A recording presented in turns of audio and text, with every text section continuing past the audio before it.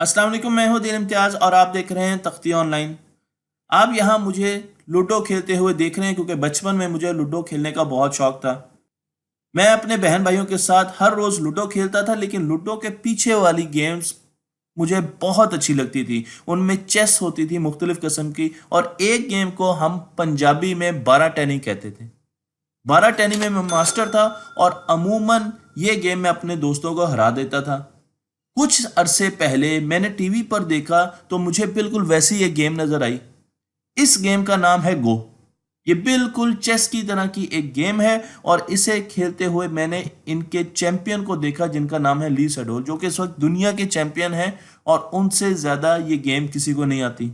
ली सेडोल का मुकाबला होने जा रहा था एक कंप्यूटर के साथ जिसकी अपनी मसनूई जहानत थी, जो कि आर्टिफिशियली इंटेलिजेंट था। और इस सॉफ्टवेयर प्रोग्राम का नाम था एल्फागो। तो एल्फागो मुकाबला करने लगे थे ली सेडोल के साथ, जो कि दुनिया के चैंपियन हैं। और ये क्या, ली सेडोल तो मैच हार रहे हैं। एल्फागो ने ली सेडोल को ये मुकाबला चार के मुकाबले में एक से हरा दिया। क्या आप जानते हैं कि गो गेम को खेलने के लिए हम 10 to raise power 170 different moves ले सकते हैं।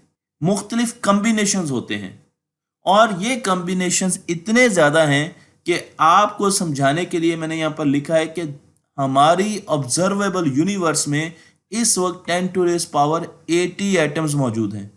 तो इससे आपको अंदाज़ा हो जाना चाहिए कि कितने मुख्तलिफ चालें हैं जो कि आप इस गेम में ले सकते हैं, कितने मुख्तलिफ स्टेप्स हैं, कितने मुख्तलिफ मूव्स हैं जो कि आप इस गेम में ले सकते हैं।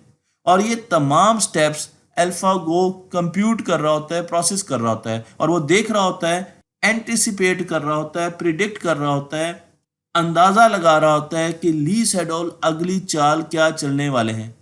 अल्फागो ने ली सेडोल के साथ खेलने से पहले मिलियंस ऑफ गेम्स खेली और इस गेम को सीखा। उन्होंने इंसानों से खेल खेल कर इंसानों को समझा, उनकी चालों को समझा, इंसानों के इंटरेक्शन के साथ उनको नॉलेज मिला। लेकिन अब उनका मुकाबला एक और सॉफ्टवेयर के साथ है जिसका नाम है अल्फा ज़ीरो। और अल्फा ज़ीरो आज तक किसी इंसान के साथ नहीं खेले। उन्होंने इंसानों से ट्रेनिंग हासिल नहीं की, उन्होंने इंसानों के साथ इंटरेक्शन करके ये नहीं जांचा कि इंसान कैसे खेलते हैं, कैसे सोचते हैं। बल्कि जब अल्फा गो का मुकाबला हुआ अल्फा ज़ीरो से, तो आपको पता है कि रिजल्ट क्या है। अल्फा ज़ीरो ने अल्फा गो को 100 के मुकाबले में 0 से हराया। इस सॉफ्टवेयर ने 100 की 100 गेम्स जीती, जबकि अल्फा गो वो सॉफ्टवेयर था जिसने ली सेडोल को हराया था। अल्फा ज़ीरो एक ऐसा सॉफ्टवेयर है जो कि इंसानों के साथ नहीं खेलता, लेकिन उसने इंसानों का 2000 साल पुराना नॉलेज, जो कि इंसान ने 2000 सालों में हासिल किया था, उससे ज़्यादा नॉलेज बहुत जल्दी हासिल कर लिया। लेकिन कैसे?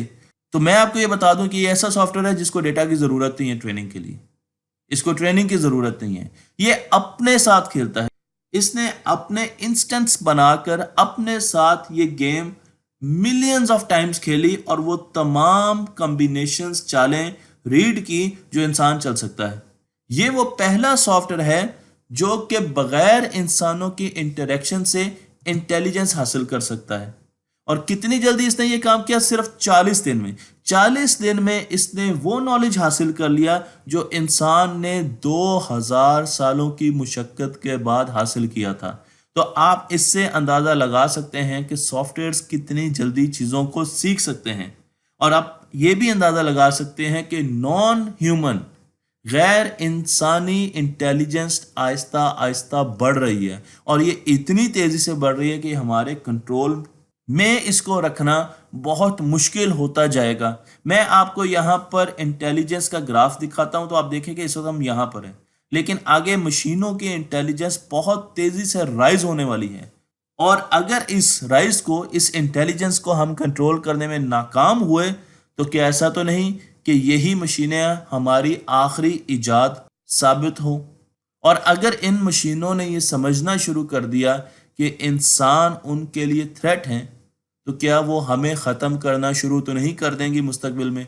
क्योंकि मैं आपको ये बता दूं कि इंसान के जो दिमाग की स्पीड है उसका कंपैरिजन कर लेते हैं कुछ मशीनों के साथ जो आजकल हम बना रहे हैं। तो हमारे जो न्यूरॉन्स हैं, जो ब्रेन सेल्स हैं, वो 200 हर्ट्ज पर ऑपरेट करते हैं। और अगर आप ट्रांजिस्टर्स देखें तो वो 2 गीगाहर्ट्ज पर ऑपरेट कर रहे होते हैं। तो आप देख सकते हैं कि कितना वाज़ेह फ़र्क है मशीन की प्रोसेसिंग स्पीड में और हमारे दिमाग की प्रोसेसिंग स्पीड में। इसी तरीके से अगर हम कम्युनिकेशन देखें तो जो सिग्नल एक्सॉन पे कम्युनिकेट होता है, न्यूरॉन के एक हिस्से से दूसरे हिस्से की तरफ जाता है, वो 100 मीटर पर सेकंड की स्पीड से जा रहा होता है। लेकिन जो इलेक्ट्रॉनिक्स, जो पीसीबीज हम बनाते हैं जिसमें मुख्तलिफ किस्म के ट्रांजिस्टर्स लगे होते हैं, वो इलेक्ट्रोमैग्नेटिक वेव्स को एक जगह से दूसरी जगह ट्रेवल करवा रहे होते हैं, भेज रहे होते हैं, और जो कि स्पीड ऑफ लाइट के साथ ट्रेवल कर रही होती है। तो आप देख सकते हैं कि वो कितनी तेजी से ट्रेवल कर रही है एक जगह से दूसरी जगह। कुछ लोगों का ये ख्याल है कि जब हम आर्टिफिशियली इंटेलिजेंट सॉफ्टवेयर्स बना लेंगे, रोबोट्स बना लेंगे, तो उनके नज़दीक हमारी अहमियत उतनी होगी जितनी हमारी बिल्लियों की आज हमारे नज़दीक अहमियत है।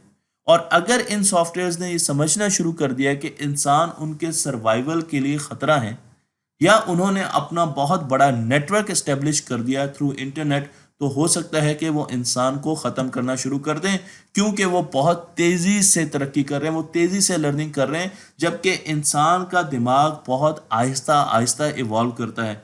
इस लिहाज से ये एक बहस है कि क्या हम एक ऐसी इन्वेंशन करने जा रहे हैं जो कि हमारे ही खात्मे का बायस बनेगी। ईलॉन मस्क, जो कि टेस्ला के बानी है, वो ये समझते हैं कि शायद रोबोट्स हमारी आखिरी इजाद होंगे और रोबोट्स हमें तबाह करने की तरफ जाएंगे। लेकिन हम उनके साथ मुकाबला कैसे कर सकते हैं? उसके लिए उन्होंने एक कंपनी का इजरा किया है जिसे न्यूरालिंक कहा जाता है। और ये ऐसी कंपनी है जो कि इंसान के दिमाग को बहुत तेज़ी से, उसकी कैपेसिटी को, उसकी प्रोसेसिंग को आगे बढ़ाने जा रही है। तो मैं आपको यहाँ पर न्यूरालिंक का लोगो भी दिखा रहा हूँ, आप इसको सर्च भी कर सकते हैं गूगल पर जाकर। ईलॉन का ये ख्याल है कि हम शुरू से साइबोर्ग हैं। हम उस वक्त मशीन की दुनिया में जा चुके थे जब हमने मोबाइल को इन्वेंट किया, क्योंकि मोबाइल आज हमारी बॉडी का एक लाजमी हिस्सा है और इसके साथ हम प्रोसेसिंग बहुत तेज़ी से कर सकते हैं। हम चीज़ों को देख सकते हैं, रिकॉर्ड कर सकते हैं, डेटा को मैनिपुलेट कर सकते हैं, एक जगह से दूसरी जगह भेज सकते हैं। लेकिन अभी भी इंसान की जो बायोलॉजिकल फॉर्म है, जो हमारी फॉर्म है, वो स्लो है, क्योंकि अगर आप डेटा को टेक्स्ट करते हो तो आपको कितना टाइम लगता है, लेकिन अगर वही डेटा आप बोलकर अपने मोबाइल को रिकॉर्ड कर सकें तो आपकी प्रोसेसिंग स्पीड बहुत तेज़ हो जाएगी। तो हमें उन चीज़ों को अडॉप्ट करना है जहां हमें प्रोसेसिंग में तेज़ी मिल सके। मसलन अपनी आंखों को ले लीजिए, हमारी आंखें बहुत ज़बरदस्त डेटा इकट्ठा करती हैं। हम जब एक व्यू करते हैं तो हमारी आंखें बड़े बड़े कैमरों से ज़्यादा डेटा इकट्ठा कर लेती है। तो ये हमारी वो सेंस है जो बहुत तेज़ प्रोसेसिंग करती है। लेकिन हमारी बाकी जितनी भी इनपुट सेंसेस हैं, चाहे वो सूंघने की है, चाहे वो स्मेल करने की है, टच करने की है, उनको स्लो सेंसेस माना जाता है। और हम ये चाहते हैं कि हमारी सेंसेस भी तेज़ हों, हमारे दिमाग की प्रोसेसिंग भी तेज़ हो, और उसके बाद जो आउटपुट है वो भी बहुत ज़्यादा फास्ट हो। और उसके लिए हम इजाद करने जा रहे हैं एक ब्रेन कंप्यूटर इंटरफेस जिसे बीसीआई कहा जाता है। बीसीआई का इस्तेमाल बहुत अरसे से शुरू है। यहाँ पर मैं आपको एक इलेक्ट्रोड्स की एक मैश दिखा रहा हूँ, सेंसर्स की एक मैश दिखा रहा हूँ जो कि आप अपने सर पर पहन लेते हैं। इसे न्यूरोलेस कहा जाता है। और उसके बाद ये सेंसर्स आपके दिमाग में होने वाली एक्टिविटी, इलेक्ट्रोमैग्नेटिक वेव्स को पढ़ना शुरू कर देता है और उसको कंप्यूटर तक ट्रांसमिट करना शुरू कर देता है। तो आपके पास एक ऐसा इंटरफेस आ गया जिससे आप बगैर हाथ हिलाए कंप्यूटर गेम्स खेल सकते हैं। आप जो सोचेंगे ये मछली बिल्कुल वैसा ही मूव करेगी, दाईं तरफ जाएगी, बाईं तरफ जाएगी। लेकिन ये टेक्नोलॉजी अब पुरानी हो चुकी है और अब हम ट्रांजिस्टर्स को न्यूरॉन्स के साथ कनेक्ट करने जा रहे हैं और इस टेक्नोलॉजी को इस्तेमाल किया जाएगा। इसका नाम है न्यूरोलेस। मैं आपको यहाँ पर दिखा रहा हूँ एक सिरिंज जो कि आपके ब्रेन में छोटे छोटे सेंसर्स को इंजेक्ट करेगी और ये सेंसर्स एक चादर की फॉर्म में, एक मैश की फॉर्म में आपके ब्रेन को कवर कर लेंगे और ये आपकी एक नई इंटरफेस होगा जो कि आपके ब्रेन को मुख्तलिफ हिस्सों से रीड करेगा और आपके पास वो डेटा आ जाएगा। इस किस्म के एक्सपेरिमेंट हम चूहों पर कर चुके हैं और हमने देखा कि उससे चूहों की प्रोसेसिंग स्पीड, उनके दिमाग की प्रोसेसिंग स्पीड काफ़ी बढ़ चुकी है, क्योंकि हमारे दिमाग के मेजर दो हिस्से होते हैं। जो बाहर का हिस्सा होता है उसे सेरिब्रल कॉर्टेक्स कहा जाता है। ये सबसे बाहर टिश्यूज होते हैं दिमाग के, लेकिन दिमाग के अंदर वाइट मैटर भी मौजूद होता है। तो मैं आपको बाहर का हिस्सा जो दिखा रहा हूँ वो ग्रे मैटर का है और अंदर वाइट मैटर है।